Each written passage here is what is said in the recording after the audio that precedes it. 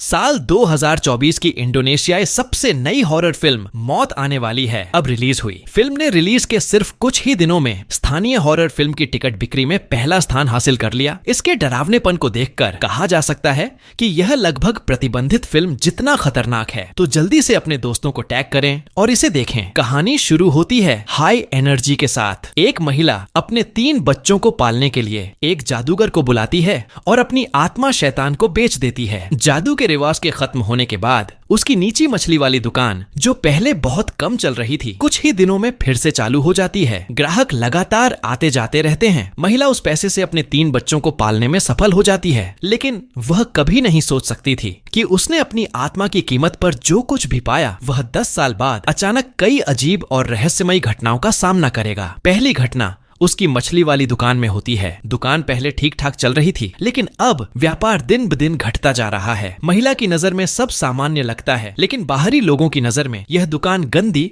और अव्यवस्थित लगती है। जब एक ग्राहक आता है तो उसने खाना ले लिया, लेकिन अचानक उसमें बहुत सारे कीड़े दिखाई देते हैं। महिला को यह देखकर उल्टी होने लगती है। वह सोचती है, यह तो अभी बनाया गया खाना था, तो यह अचानक इतनी गंदी कैसे हो गई। वह जल्दी से खाने की ओर जाती है और देखती है कि खाना पूरी तरह से असहनीय दुर्गंध से भरा हुआ है। यह लगातार होने वाली अजीब घटनाएं उसे 10 साल पहले के जादूगर के रिवाज की याद दिलाती हैं। इसलिए वह तुरंत उसी जादूगर से मिलने जाती है ताकि कारण पूछ सके। लेकिन जब वह आधी रात में जादूगर के घर जाती है तो वह दरवाजे पर एक शव यात्रा की टोली देखती है। पूछताछ करने पर उसे पता चलता है कि जादूगर उसी दिन दोपहर में अचानक मर गया था। किसी को नहीं पता कि उसकी मौत कैसे हुई। सिर्फ इतना पता चला कि मरने से पहले वह पागल की तरह अपने चेहरे को खुजाता रहा और हिम्मत तोड़ने वाली चीखें मारी। महिला जब कमरे में जादूगर को श्रद्धांजलि देने जाती है तो वह डर के कारण देखती है कि जादूगर की नाक सेमियन का पास अचानक गिर गई। महिला सोचती है कि यह मौत के बाद का शारीरिक प्रतिक्रिया है, तो वह धीरे धीरे उसे वापस नाक में डाल देती है। लेकिन अगले ही क्षण जादूगर अचानक अपना मुंह खोल देता है और उसकी आंखें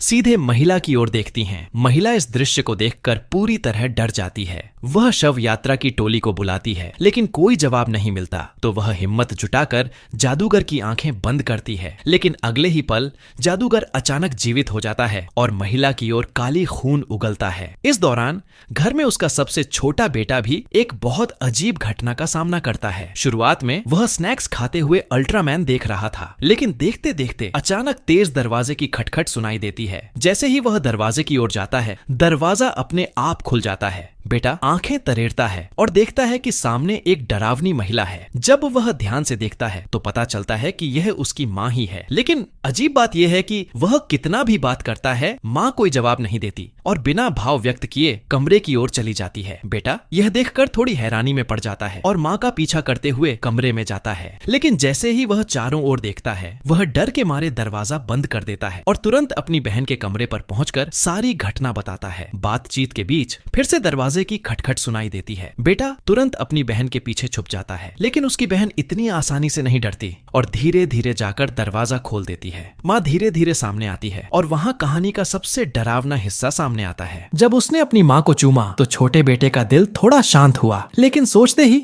उसे कुछ अजीब लगा। अगर माँ अभी अभी घर लौटी हैं, तो अभी जो महिला आई थी वह कौन थी? वही रात माँ गहरी नींद में सो रही थी। अचानक उसका शरीर अनियंत्रित होकर हिलने लगा और उसकी आंखें ऊपर की ओर घूम गईं। औरत अचानक जागी और देखा कि पास में रेडियो से शैतान की फुसफुसाहट सुनाई दे रही थी। वह चौंक कर उठी और रेडियो बंद किया। तभी कमरे की लाइट भी बुझ गई। उसकी डर से हांफती सांसें रुक गईं और अचानक वार्डरोब खुल गया। उसमें से एक भयानक टेढ़ा हाथ धीरे धीरे बाहर आया। यह देख वह स्तब्ध रह गई और सांस लेने में डरने लगी। फिर अचानक उसके शरीर में फिर से बदलाव आया। एक बुरी ताकत ने उसे उठाया और उसकी गर्दन कसकर पकड़ ली। औरत ने जोर लगाकर खुद को छुड़ाने की कोशिश की, लेकिन अगले ही पल सौभाग्य से यह सब सिर्फ एक भयानक सपना था। लेकिन उसे सब कुछ बहुत वास्तविक लगा। वह सोचने लगी कि शायद यह सब 10 साल पहले की उस ऋतु का असर है। अगले दिन महिला एक जादूगर के पास गई और उससे मदद मांगी। जादूगर ने तुरंत महिला की जन्म तिथि ली और उसके लिए मंत्र पढ़ना शुरू किया। जैसे ही मंत्र उच्चारित हुए, महिला बेहोश हो गई, लेकिन थोड़ी ही देर में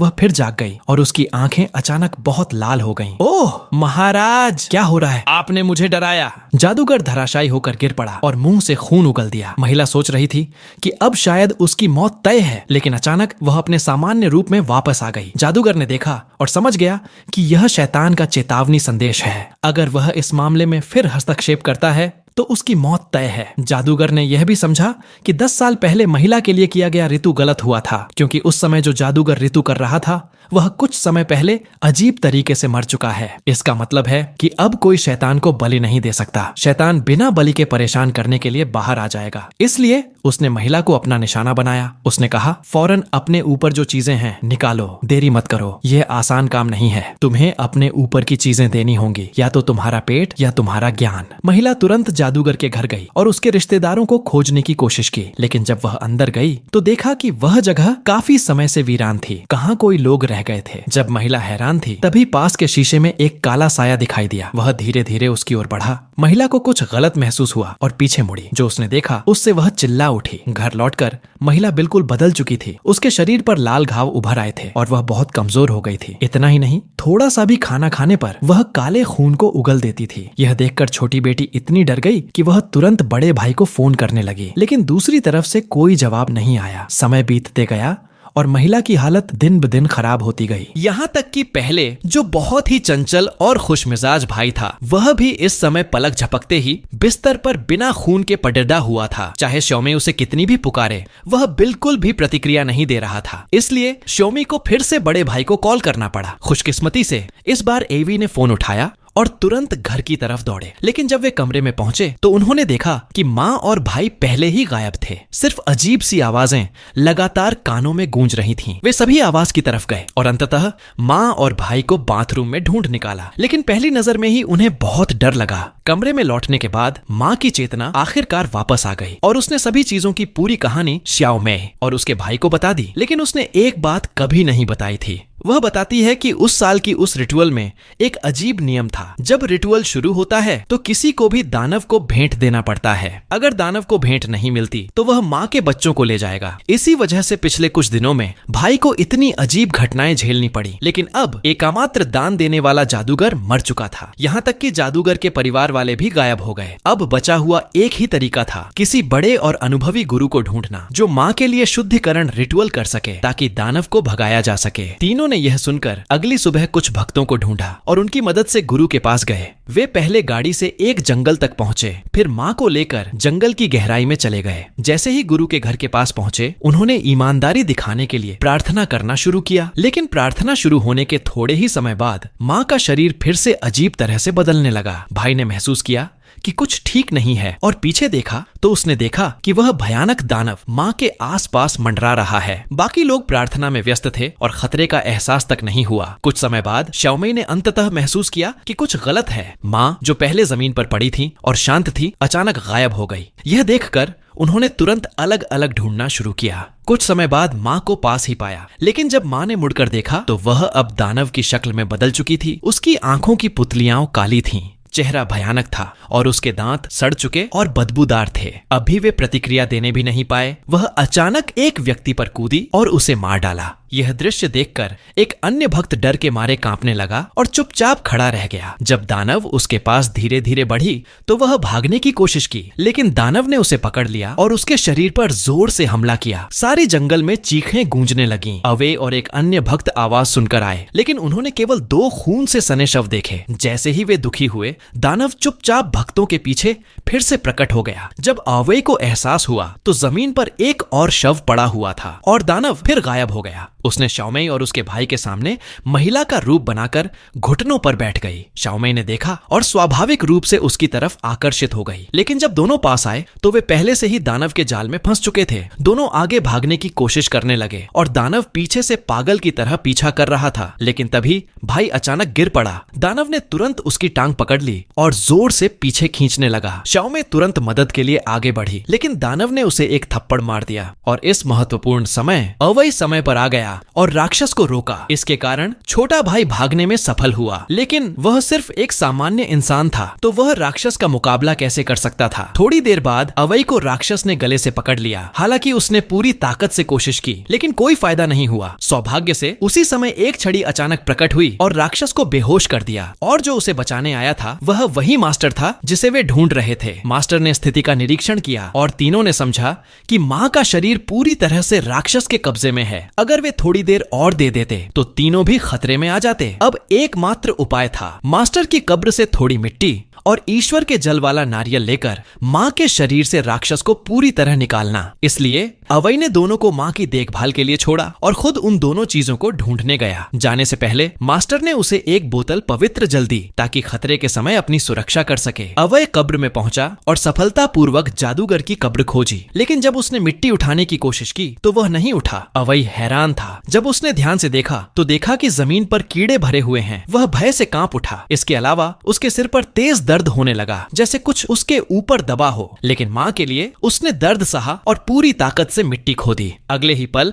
उसके सामने भयानक शव प्रकट हुए। वे उसके चारों ओर खड़े थे, जैसे किसी भी समय उसे खा जाएंगे। अवई ने पवित्र जल निकाला और जादूगर की कब्र पर छिड़क दिया। जैसे ही उसने ऐसा किया, सभी शव गायब हो गए। अवई जल्दी से कब्र से बाहर निकला और नारियल की तलाश में निकल पड़ा। लेकिन जंगल में इतने पेड़ थे तो उसे नारियल कैसे मिलेगा। तभी माँ की आत्मा प्रकट हुई और उसे नारियल खोजने का रास्ता दिखाया। जैसे ही अवई नारियल ढूंढ रहा था, मास्टर को अचानक खतरा हुआ। राक्षस ने खतरा महसूस किया और संघर्ष करना शुरू किया। मास्टर ने भाई बहन को पीछे हटने को कहा और राक्षस के खिलाफ मंत्र पढ़ने लगे, लेकिन मंत्र राक्षस पर कोई असर नहीं कर रहे थे। राक्षस ने मास्टर को चेतावनी दी कि वह इसमें दखल न दे। राक्षस गुस्से में था और एक अजीब हंसी के साथ मास्टर की ओर बढ़ा। मास्टर ने लंबी छड़ी उठाई, लेकिन राक्षस ने उसे आसानी से रोक दिया। मास्टर ने अब अपनी पूरी शक्ति दिखाई और पारिवारिक तलवार निकालकर राक्षस से लड़ाई शुरू की। राक्षस ने पलटा और मास्टर के छोटे भाई को नियरली चोट पहुंचाई। लड़ाई के बीच राक्षस मास्टर के ऊपर बैठ गया और उसके हाथ का मांस फाड़ दिया। मास्टर ने अपनी पूरी ताकत लगाई और राक्षस को हटाया, लेकिन राक्षस अचानक आंखें खोलकर मास्टर के ऊपर कूदा।